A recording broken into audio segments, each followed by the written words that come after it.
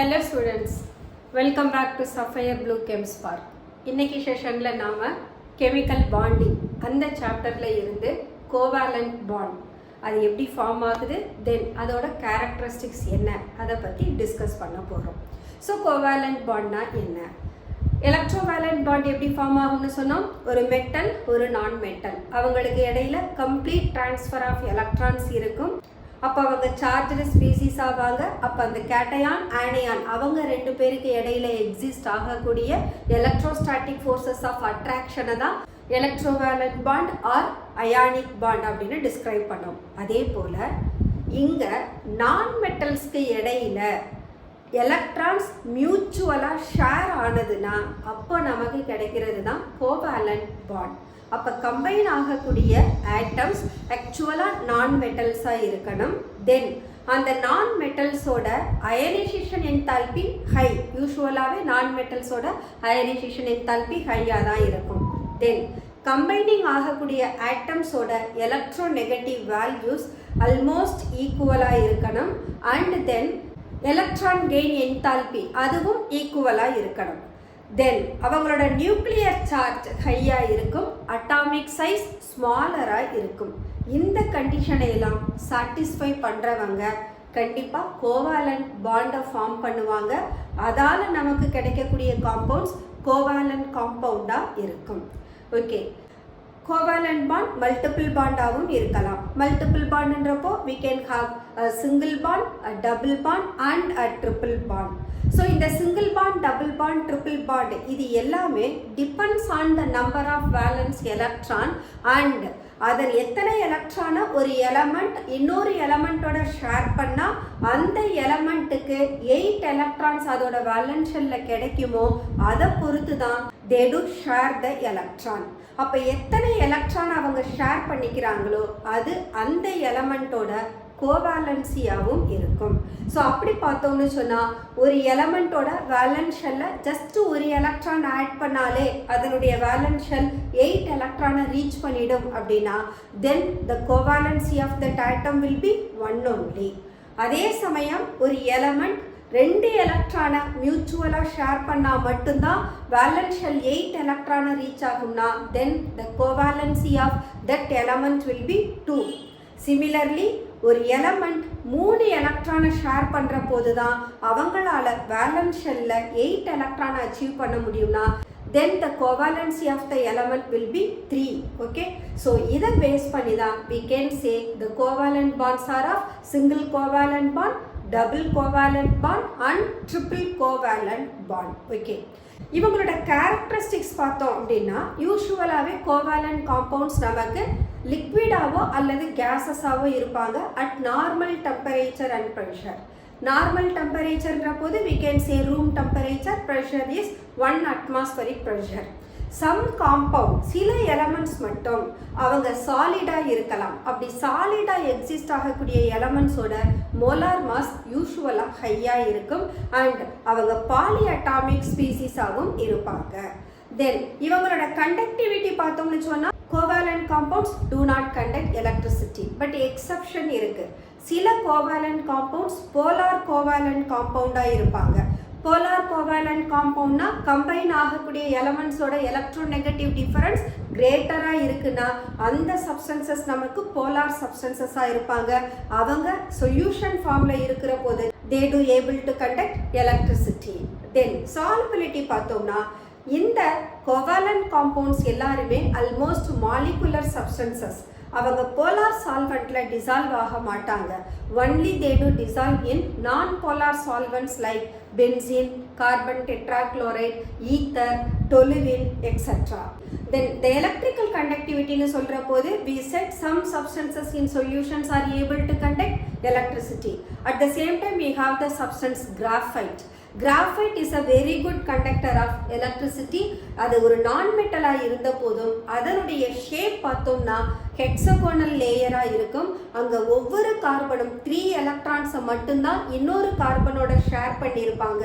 அப்போ அந்த 4th electron it is able to move between the layers. அதனால தான் கிராஃபைட் மட்டும் நமக்கு குட் கண்டக்டர் ஆஃப் எலக்ட்ரிசிட்டின்னு சொல்கிறோம். தென் இந்த கோவேலண்ட் காம்பவுண்ட்ஸோட மெல்டிங் பாயிண்ட், பாய்லிங் பாயிண்ட் இது எல்லாமே அயானிக் காம்பவுண்டோட கம்பேர் பண்ணுற போது லோவாக இருக்கும். அதுக்கு காரணம் அந்த மாலிகுல்ஸ்க்கு இடையில எக்ஸிஸ்ட் ஆகக்கூடிய வீக் வாண்டர்வால்ஸ் ஃபோர்ஸஸ். இந்த சப்ஸ்டன்சஸ் யூஸ்வலாக ஐசோமெரிசம் அப்படின்ற ப்ராப்பர்ட்டியை எக்ஸிபிட் பண்ணுவாங்க. Isomerism is a phenomena. Covalent bonds are usually directional in nature. So covalent bond directional ப்ராப்பர்ட்டியை வச்சிருக்கிறதுனால அதில் இன்வால்வ் ஆகக்கூடிய ஆட்டம்ஸ் தன்னுடைய பொசிஷனை ஸ்பேஸில் மாற்றிக்க முடியும். அதனால தான் that can give rise to isomerism. இந்த isomerism with respect to space அப்படியும் இருக்கலாம், அல்லது ஸ்டீரியோ ஐசோமெரிசமாகவும் இருக்கலாம். அப்படி இல்லைன்னா ஒரு 2 டைமென்ஷனல் ஐசோமெரிசமையும் இந்த கோவேலண்ட் காம்பவுண்ட்ஸ் எக்ஸிபிட் பண்ணுவாங்க. Okay, let us discuss one by one how the covalent bond is formed. The covalent bond is formed due to the mutual sharing of electron among the combining atoms of comparable electronegativity. Combine ஆகக்கூடிய ஆட்டம்ஸோட electronegativity கம்பேரபிளாக இருக்கணும். So இங்கே நம்ம example எடுத்தோம்னா we can have hydrogen molecule, oxygen molecule and nitrogen molecule. இப்போ hydrogen it has only one valence electron. They shared their valence electron among themselves. அப்போ நமக்கு hydrogen single bond கிடைக்குது. ஆக்சிஜனை எடுத்துக்கிட்டோம்னா ஆக்சிஜனோட அட்டாமிக் நம்பர் இஸ் 8. ஸோ 8 அப்படின்ற போது அதோட valence எப்படி இருக்கும், நமக்கு 2,6 இருக்கும். 6 அந்த வேலன்ஸ் எலக்ட்ரானை மட்டும்தான் நாம கன்சிடர் பண்ணணும். So we can write 2 of the valence electron shared between the 2 oxygen atom and 4 more valence electrons are around the oxygen atom.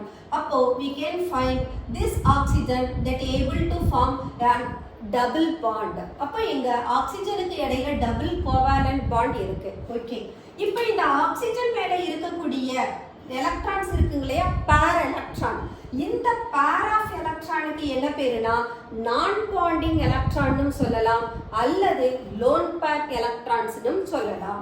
So in oxygen molecule, both the oxygen atom they have 2 lone pairs of electrons on each.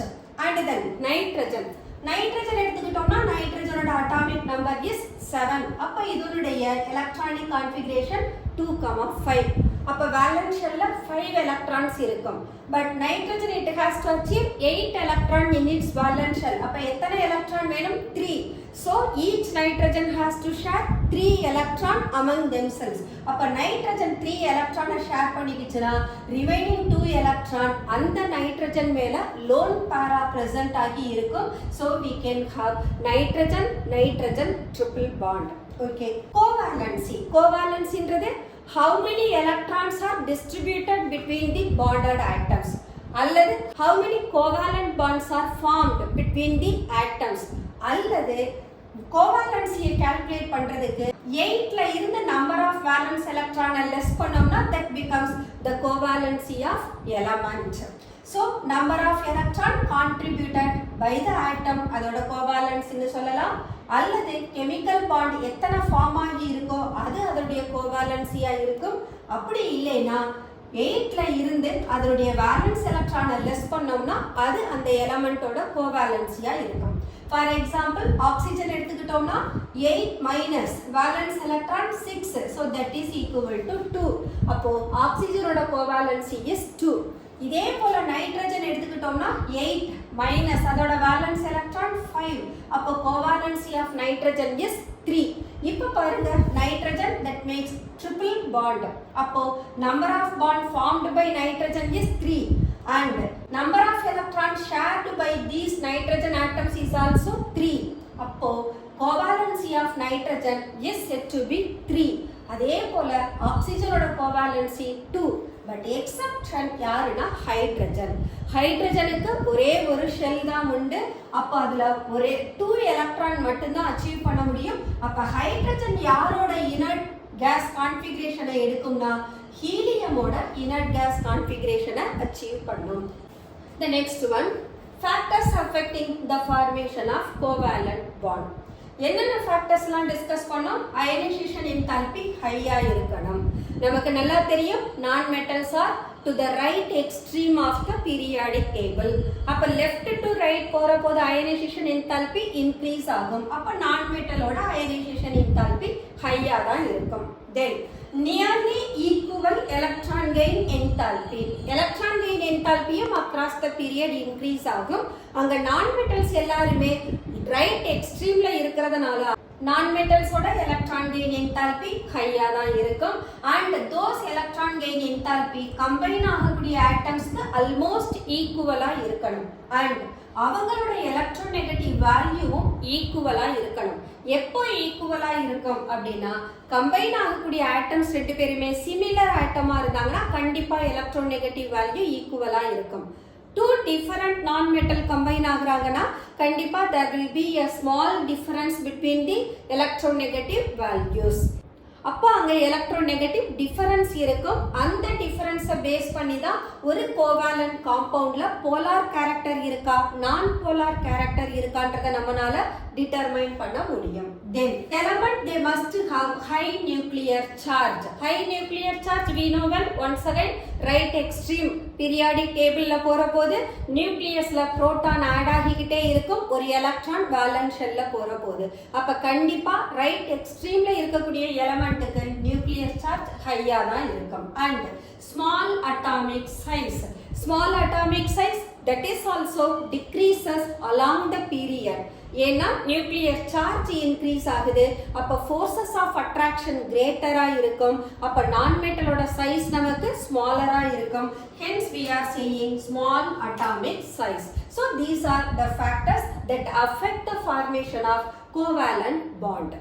The next one, Lewis structure and covalent bond. Lewis structure ன்ற போது we can make use of only the valence electron. அந்த valence electron அந்த elementக்கு nearbyல நாம எழுதுற போது that makes its Lewis dot structure. இது ஆக்சுவலா நாம first செஷன்லயே பார்த்திருக்கோம். அதே Lewis dot structure எப்படி ஒரு covalent bond-ஆ மாத்தலாம் அப்படின்றதா இங்க கொடுக்கிறோம். For example, chlorine. chlorineக்கு valence electron 7. அப்ப 7 valence electron-ஐயும் கொடுத்தாச்சு. Another chlorine that too have 7 valence electron. அப்ப இந்த ரெண்டு chlorine atomம் நாம Lewis dotல represent பண்ணியிருக்கோம். இந்த chlorine atoms அவங்களோட அந்த single odd electron அவங்களுக்குள்ள share பண்ணிக்கிட்டாங்கன்னா we will get chlorine molecule. அப்ப chlorineக்கு இடையில single covalent bond form ஆகுது. So we can say chlorine chlorine single covalent bond. So chlorine molecule ஒரே ஒரு pair of electron தான் present ஆகி இருக்கு. It gives rise to a single bond and hence it is chlorine chlorine single bond. இதே போல நாம வாட்டருக்கும் explain பண்ணலாம் methane மாலிக்யூலுக்கும் explain பண்ணலாம். வாட்டர் எடுத்துட்டோம்னா oxygen is the central atom. It has 6 electron in its valence shell and 2 of them are present as a pair and 2 odd electron. அந்த electron 2 more hydrogen atom கூட தன்னோட electron share பண்ற போது we are getting water molecule. So hydrogen oxygen single bond and oxygen hydrogen single covalent bond. Similarly methane molecule எடுத்துக்கிட்டோம்னா valence electron of carbon is 4. அப்ப carbon தன்னோட 4 electron-ஐயும் 4 hydrogen atom கூட share பண்ணிக்குது. So it gives rise to 4 single carbon hydrogen covalent bond. Okay. The next one is double covalent bond. Double covalent bond னா அங்க share பண்ணியிருக்கக்கூடிய number of electrons 2 pairs ஆ இருப்பாங்க. டோட்டலா பார்த்தோம்னா 4 electron present ஆகி இருக்கும். அப்போ ஒரு bond ஃபார்ம் பண்றதுக்கு it requires minimum 2 electron.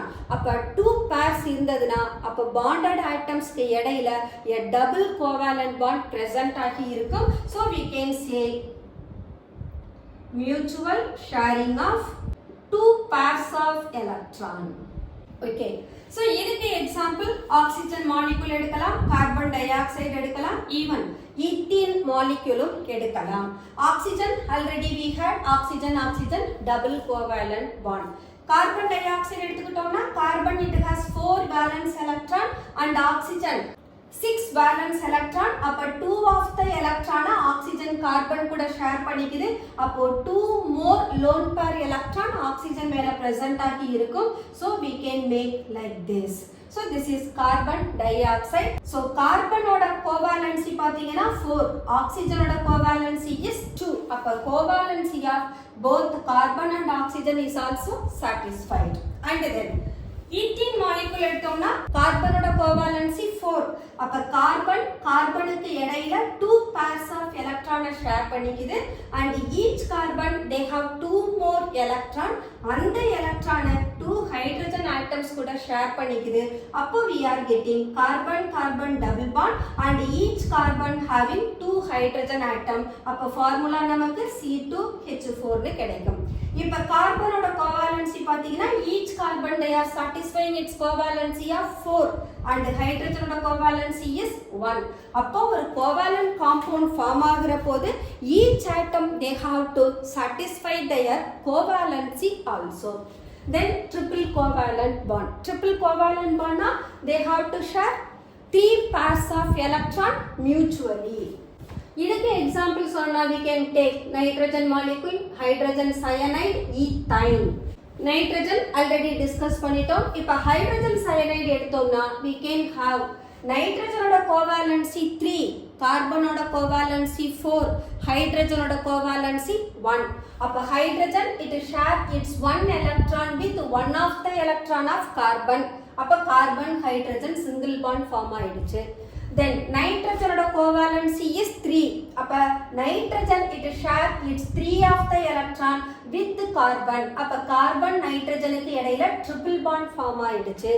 இது இல்லாம நைட்ரஜன் கிட்ட ஒரு lone pair electron present ஆகி இருக்கு. இப்ப கார்பனோட கோவாலன்சி 4, நைட்ரஜன் கோவாலன்சி 3, ஹைட்ரஜன் கோவாலன்சி 1 satisfy ஆயிடுச்சு. Similarly, we can go for ethine molecule. Ethine molecule C2H2. கார்பனோட valence electron they have to share 3 pairs of electron among themselves. அப்ப carbon triple bond form ஆகும். Then carbon it has one more electron in its valence shell. அத hydrogen கூட share பண்ணிக்குது. அப்போ we are getting carbon hydrogen single covalent bond and carbon triple covalent bond. So இங்கேயும் கார்பனோட கோவாலன்சி 4, ஹைட்ரஜனோட கோவாலன்சி 1. That is also satisfied. Okay, that's all. The Lewis structure and covalent bond. The next one, characteristics of covalent compounds. So physical state எப்படி இருக்கும்? யூசுவலா gases ஆவோ liquids ஆவோ இருப்பாங்க and அவங்களோட boiling points லோவா இருக்கும் under normal temperature and pressure. அதுக்கு reason என்ன? They possess very weak van der Waals forces between the discrete molecules and some molecules they can exist as soft solid. So யாரெல்லாம் soft solid இருப்பாங்கன்னா அவங்களோட molar masses higher இருந்ததுன்னா those substances can exist as soft solid. Example sulfur, phosphorus, iodine. Sulfur எடுத்துக்கிட்டோம்னா ஆக்சுவலா சல்ஃபரை represent பண்ணக்கூடிய formula S8.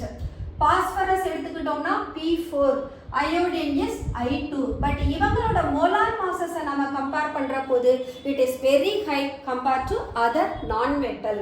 அதனால இவங்க மட்டும் சாஃப்ட் சாலிடா எக்ஸிஸ்ட் ஆவாங்க. தென் melting and boiling point. Already we said they possess weak van der Waals forces.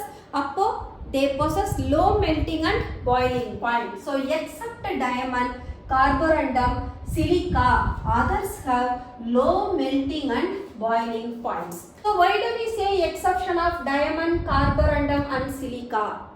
Inga diamond, each carbon they will share 4 electron with 4 more carbon atom.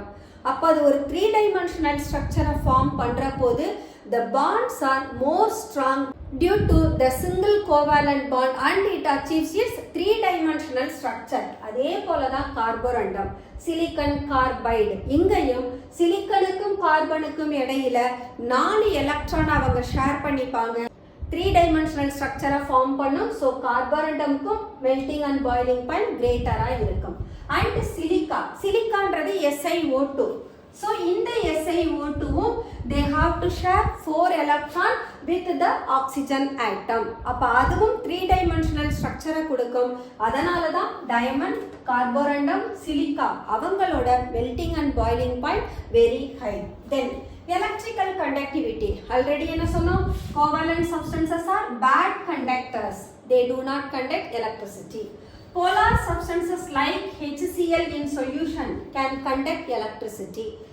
ஏன் இத polar சப்ஸ்டன்ஸ்னு சொல்றோம்னா இதனுடைய electronegative difference கிரேட்டரா இருக்கும், அதனால it is said to be a polar substance. And graphite that can conduct electricity, அதுக்கு reason என்ன சொன்னோம், because it possess the hexagonal layer. அப்ப அந்த hexagonal layerக்கு இடையில the fourth electron free electron இருக்கும், அவங்க லேயர்ஸ்க்கு இடையில move ஆகுறதுனால the graphite is said to be a good conductor of electricity. Then chemical reactions, covalent compounds ஓட chemical reactions யூசுவலா ஸ்லோவா இருக்கும், அதே electrovalent compounds ஓட chemical reactions ஃபாஸ்டா இருக்கும்னு சொன்னோம். ஏன்னா அங்க ions are taking part in the chemical reaction. But இங்க கோவாலண்ட் காம்பவுண்ட்ல அயான்ஸ் இருக்க மாட்டாங்க, மாலிகுல்ஸ் தான் இன்வால்வ் ஆவாங்க. அட் த சேம் டைம் இந்த கெமிக்கல் ரியாக்ஷன்ஸ்ல பார்த்தோம்னா breaking and making of chemical bond involve ஆகும். ரியாக்டன்ட்ல எக்ஸிஸ்ட் ஆகி இருக்கக்கூடிய கெமிக்கல் பாண்ட் எல்லாம் பிரேக் ஆகி அவங்க ப்ராடக்டா ஃபார்ம் ஆகிற போது நியூ கெமிக்கல் பாண்டை எஸ்டாப்ளிஷ் பண்ணணும். இதனாலேயே கோவாலண்ட் காம்பவுண்ட்ஸோட கெமிக்கல் ரியாக்ஷன் ஸ்லோவா இருக்கும். So covalent compound show molecular reactions and இவங்களோட ரேட் ஆஃப் ரியாக்ஷன் யூசுவலி ஸ்லோவா இருக்கும். அதுக்கு காரணம் breaking of covalent bonds of reactant and establishing the new bond. Then solubility. Solubility already I told, covalent compounds are insoluble or sparingly soluble in polar solvents like water and liquid ammonia. Actually water and ammonia also covalent compounds, but என்னன்னா இந்த water அமோனியாவில் hydrogen bond present ஆகி இருக்கும். Hydrogen bond form ஆகணும்னா கண்டிப்பாக அந்த மாலிகுல்ல hydrogen இருக்கணும், ஒரு most electronegative ஆட்டம் இருக்கணும். ஹைட்ரஜன் பாண்டை ஃபார்ம் பண்ணோம்னா அந்த காம்பவுண்ட்ல கம்பல்சரி ஹைட்ரஜன் இருக்கணும். தென் அந்த ஹைட்ரஜன் பாண்டாகி இருக்கக்கூடிய எலமெண்டோட எலக்ட்ரோநெகட்டிவ் வேல்யூ ஹையஸ்டா இருக்கணும். ஹையஸ்டா இருக்கக்கூடிய எலக்ட்ரோநெகட்டிவ் எலமெண்ட்ஸ் யாருன்னா fluorine, oxygen and nitrogen. So hydrogen இந்த ஃப்ளூரின், ஆக்சிஜன், நைட்ரஜன் கூட காம்பவுண்டை ஃபார்ம் பண்ற போது where they can able to make intermolecular hydrogen bonding. அதனால தான் அந்த சப்ஸ்டன்சஸை நாம போலார் சால்வெண்ட்ஸ்னு சொல்றோம். ஸோ இந்த சால்வெண்ட்ஸ்ல ஒரு கோவாலண்ட் காம்பவுண்ட் டிசால்வ் ஆகணும்னா அந்த கோவாலண்ட் காம்பவுண்ட் இந்த சால்வெண்டோட ஹைட்ரஜன் பாண்டை ஃபார்ம் பண்ணும் அப்படின்னா they able to dissolve. Hydrogen பாண்டை ஃபார்ம் பண்ண மாட்டாங்க அப்படின்னா those covalent compounds do not dissolve in water or liquid ammonia. But usually covalent compounds எல்லாருமே நான் போலார் சால்வெண்ட்ஸ்ல டிசால்வ் ஆவாங்க. அதுக்கு example carbon tetrachloride, benzene, toluene அவங்களை எடுத்துக்கலாம். தென் isomerism. Covalent bonds are rigid and directional in nature, but ionic bonds are non-directional. அதனால ionic compounds isomerismன்ற phenomena-வை exhibit பண்ண மாட்டாங்க. But covalent compounds in which the covalent bonds are directional in nature, அதனால இதுல involve ஆகக்கூடிய atoms அவங்களுடைய different அரேஞ்ச்மெண்ட்டை ஸ்பேஸ்ல achieve பண்றதுனால they able to exhibit isomerism, so which gives the possibility of different arrangement of atoms in space and hence they exhibit isomerism. That's all the characteristics of covalent compounds. Okay students, let us close our today's session. இன்னைக்கு செஷனில் நம்ம covalent bond மட்டும்தான் discuss பண்ணியிருக்கோம். Next செஷனில் coordinate bond, formal charge, polarisation அந்த topic பற்றி discuss பண்ணலாம். Until then, bye bye.